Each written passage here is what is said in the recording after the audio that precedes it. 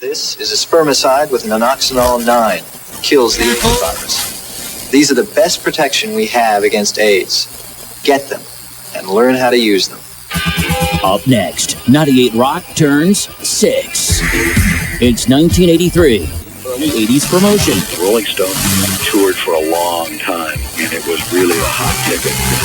We did a promotion at that time where if you wanted to win Stones tickets from 98 Rock, you had to put out a banner that said just that, I want Stones tickets from 98 Rock. That just became crazed. People were renting airplanes, towing banners behind it saying, I want Stones tickets from 98 Rock.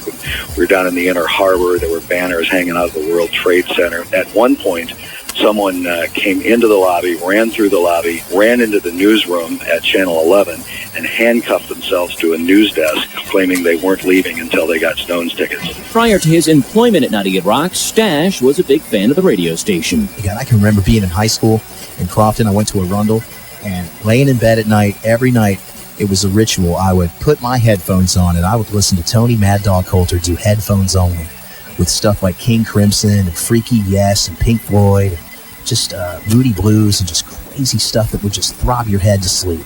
No! 20th Century 98 Rock. The 98 Rockumentary. A 23-year retrospective. 1983.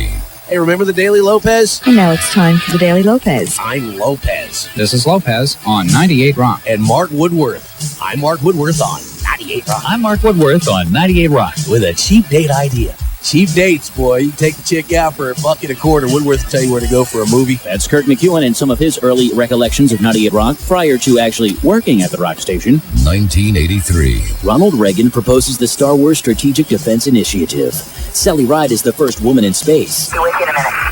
That's great, Sally. The Soviet Union shoots down a South Korean 747 that strays into Soviet airspace. It would be easy to think in terms of vengeance, but that is not a proper answer. The United States and Caribbean allies invade Grenada. A rocket was just fired at the government building. Holy! Rockets are exploding in the harbor right now. The compact disc is introduced to the world. Soundtracks from some of the year's top movies turn into some of the year's top albums.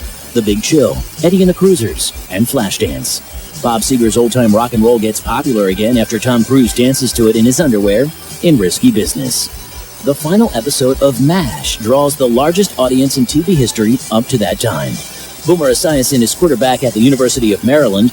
The Redskins return to the Super Bowl but lose 38-9 to the Raiders. The Orioles win the World Series by beating the Phillies 4-1. Rick Dempsey is the series MVP. Cal Ripken Jr. is the American League MVP.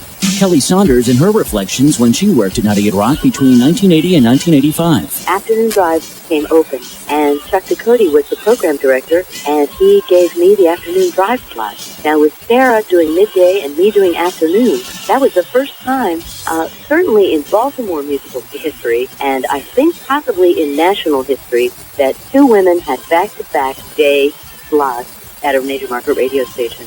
Sad to say, I don't know that that's been duplicated again. Mark Woodworth. Lopez and I did a live promote for reasons I've never understood.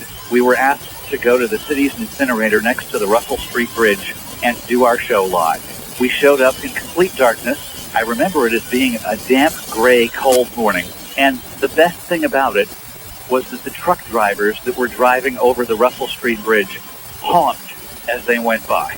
Garbage trucks were driving past us and dumping trash into the incinerator during the program. Sarah Fleischer. On Fridays, a lot of the air staff would go downstairs to WBAL-TV 11. We would be on the local show, Hello Baltimore with Edie House. I did a segment called Cheap Dates, and I would just go through for a couple of minutes and talk about all the cheap dates for the weekend, and it was a lot of fun. Ty Ford. When I was at 98 Rock, I also had the great opportunity of producing our homegrown albums with some of the best talent in the Baltimore and entire Maryland area. 1983 album releases include The Police, Synchronicity, Def Leppard, Pyromania, U2, War, Metallica, Kill 'Em All, Yes, 90125, Motley Crue, Shout at the Devil, David Bowie, Let's Dance, Quiet Riot, Mental Health, Journey, Frontiers, and ZZ Top, Eliminator. 1983.